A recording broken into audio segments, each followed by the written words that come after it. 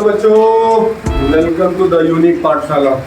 इससे पहली वाली क्लास में हम लोगों ने बात की थी electric field intensity due to distributed charge body. आज हम लोग बात करेंगे motion of a charge in uniform magnetic electric field. Sorry, आज हम लोग बात करेंगे motion of a electric charge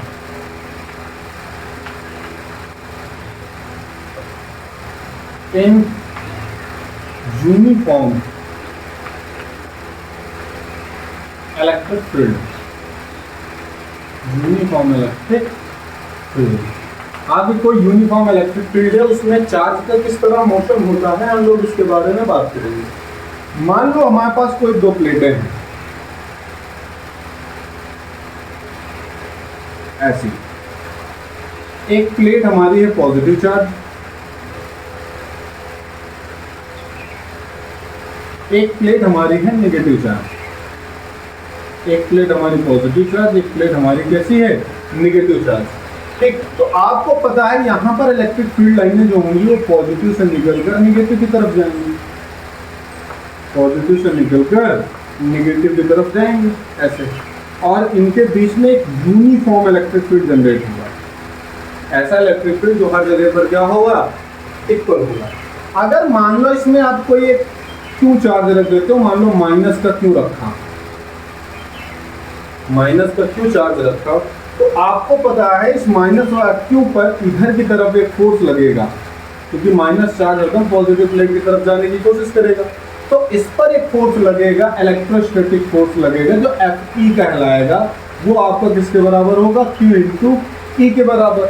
और अगर इसी में कोई एक पॉजिटिव चार्ज रख दिया जाए,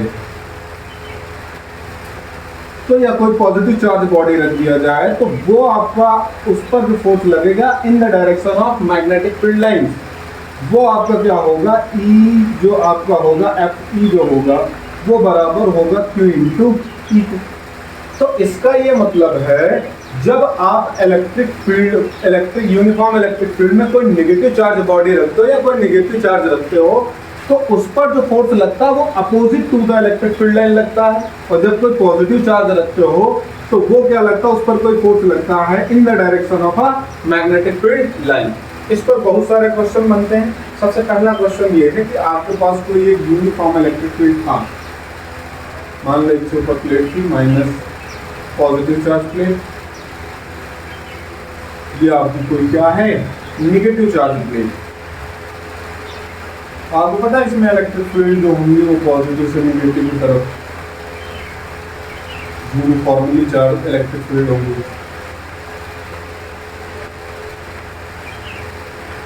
यूनिफॉर्म आपको क्या होगा, इलेक्ट्रिक फील्ड होगा। मान लो इसमें कोई एक ऑयल ड्रॉप हमने डाली, हमने इस पर कोई एक क्वेश्चन हमारा है कि इस यूनिफॉर्म इलेक्ट्रिक फील्ड में कोई एक ऑयल ड्रॉप डालनी, मान लो ये ऑयल ड्रॉप हमारा है। ठीक, इसमें हमें नंबर ऑफ इलेक्ट्रॉन दे रखा है, तो मान लो नंबर ऑफ इलेक्ट्रॉन कितने हैं, n है और e है, और कितने इलेक्ट्रॉन क्या है, ज्यादा। नंबर ऑफ इलेक्ट्रॉन मान लो n number of electron, n number of electron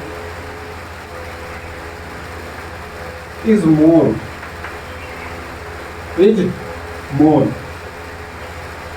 then normal condition.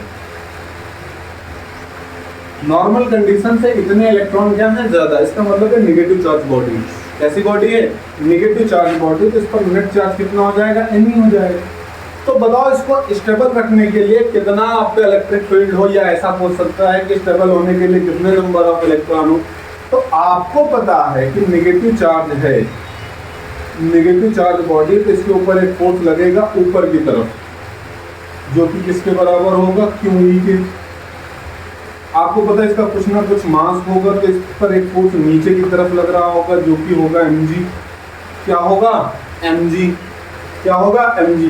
तो अगर ये यहाँ पर स्टेबल है, ये क्या है, यहाँ पर स्टेबल है, अगर ये यहाँ पर स्टेबल है तो mg क्यू ई क्या होगा, बराबर। तो आप लिखोगे Q E equal to mg, Q E equal to mg। Q की इक्वल टू जगह Q की जगह पर क्या होगा, ne। तो ये आपको हो जाएगा NE, E बराबर क्या हो जाएगा mg। तो एक फार्मूला ये बन सकता है, यहाँ पर एक फार्मूला ये बन सकता है। हो सकता है आपको मास ना देके डेंसिटी दे रखा और इसकी रेडियस दे रखी है। आपसे क्वेश्चन कह रहा हो कि ये आपकी जो आयरन ड्रॉप इसकी रेडियस r है और डेंसिटी रो है, तब आप क्या करोगे? तो आपको पता है mass is equal to formula होता है density into volume. Density rho है, वॉल्यूम आपका स्फेरिकली होगा तो 4/3 पाई आर क्यूब हो जाएगा। सारी वैल्यू यहाँ पर रख दो तो एन ई बराबर हो जाएगा रो 4 पाई आर क्यूब बाई का 3 इंटू का ये आपका हो जाएगा।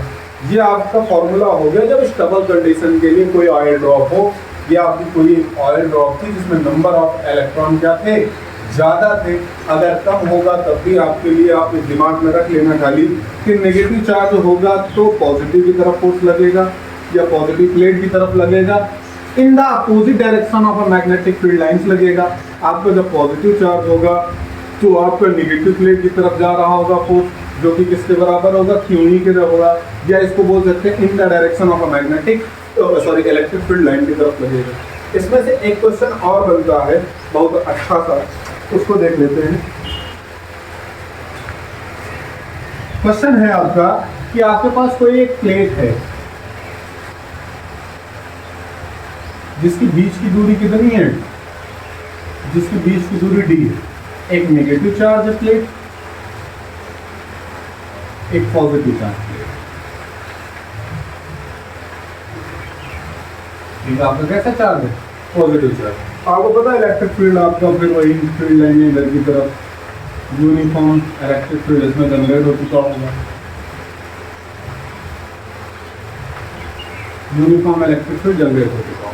मान लो इसके अंदर कोई एक इलेक्ट्रॉन को हम लोग भेजें तो उसका पाथ के बारे में बात करनी है, उसका स्पीड, उसकी वेलोसिटी के बारे में बात करनी है, वो कितनी देर में यहाँ पहुँच जाएगा टाइम के बाद में, टाइम पीरियड के बारे में बात करनी है, वो कितना रेंज कवर करेगा उसके बारे में बात करनी। तो आपको पता है यहाँ पर जब इलेक्ट्रॉन जाएगा तो इलेक्ट्रॉन की तरफ ऐसे फोर्स लगेगा ऊपर की तरफ क्यों, उसका पाथ चेंज होता जाएगा और चेंज होते होते होते होते होते ऐसा हो जाएगा।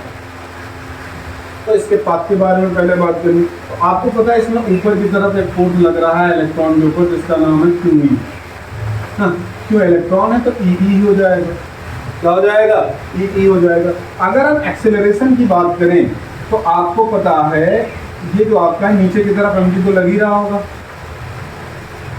नीचे की तरफ क्या लग रहा होगा, एम जी लग ही रहा होगा, या एम ए मान लो। अभी हम एक्सेलरेशन की बात करते हैं तो एफ इज इक्वल टू क्या है, क्यू ई है या ई है, और यही किसके बराबर है, एम ए के।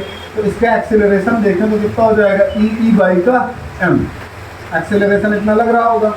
तो अगर हम इसकी पाथ की बात करें तो आपको पता है h is equal to formula होता है यू टी प्लस का हाफ जी टी स्क्वायर, मतलब ए टी स्क्वायर होता है। ये वाली हाइट हमने d मान ली तो ये d बराबर हमारा हो जाएगा, इनिशियल स्पीड 0 थी तो 0 प्लस का हाफ, a की वैल्यू e बाई एम है तो e बाई का m इंटू का टी स्क्वायर। तो d बराबर आपका हो जाएगा ई बाई का 2m इंटू का टी स्क्वायर। अगर खाली टाइम की बात करें तो टाइम स्क्वायर मतलब टाइम इज इक्वल टू हो जाएगा 2m डी अपॉन का ई। या इसको स्क्वायर हटा के इधर क्या लगा दो, अंडर रूट। ये तो हमारा हो गया टाइम, ये हमारा क्या हो गया, टाइम। अगर हमें वेलोसिटी निकालनी हो, हमें क्या निकालनी हो, वेलोसिटी निकालनी हो, तो आपको पता है वेलोसिटी के लिए फॉर्मूला होता है v square is equal to u square plus का 2gh या 2as।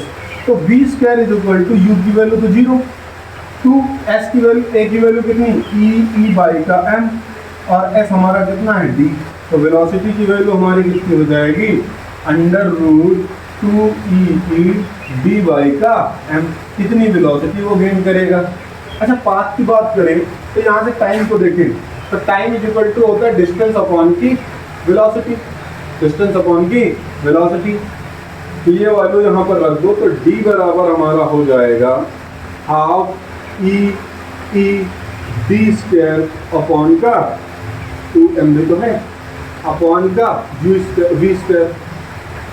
अच्छा, d हमारा देखो y एक्सिस पर है, ये कैसा एक्सिस है वाई, डी डी हमारा क्या है ना, डी हमारा वाई एक्सिस में है, याद कर रहे सॉरी एक मिनट यहाँ पर हम लोग लगा सकते हैं क्योंकि ये y एक्सिस में है, ये x एक्सिस में है, तो y बराबर हमारा होता है half A T square, half A T square. तो y इक्वल टू हो जाएगा हमारा हाफ ए की वैल्यू है ई बाई का m, और इसकी वैल्यू ये वाली डिस्टेंस हमारी क्या होगी, x एक्सिस में होगी, तो x स्क्वायर अपॉन का u स्क्वायर। यहाँ पर देखें तो y जो होगा वो डायरेक्टली प्रोपोर्शनल क्या होगा, एक्स स्क्वायर। इसका मतलब है कि y equal to x square किसका इक्वेशन होता है, पैराबोला का। इसका मतलब पाथ कैसा होगा, पैराबोला। पाथ कैसा होगा, पैराबोलिक।